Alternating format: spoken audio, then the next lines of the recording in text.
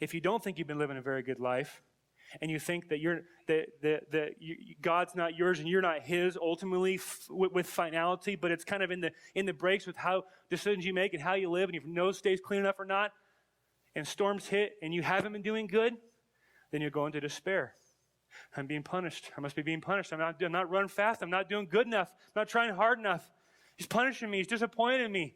He's my father. Thinks I'm a loser. Likes all his other kids, but I can't hit a curveball, so he doesn't like me. We fall into despair and discouragement.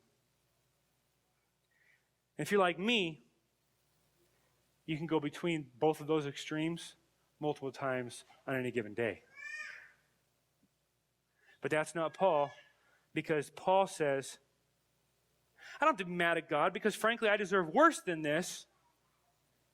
And I know this isn't his revenge or punishment or nastiness.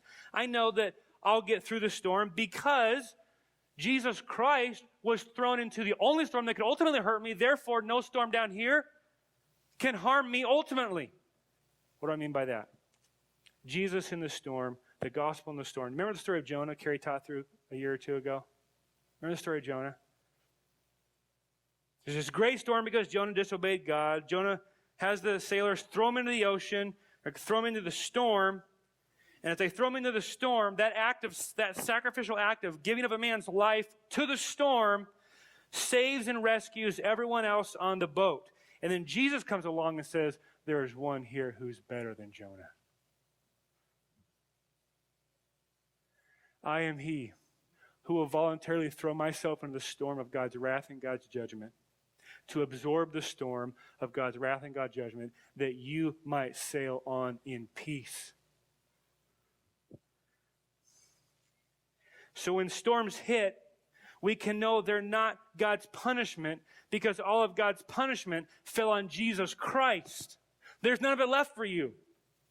There's only loving chastisement. Only. No hate-filled judgment because Jesus took 98% of it and you got to make up the last 2%.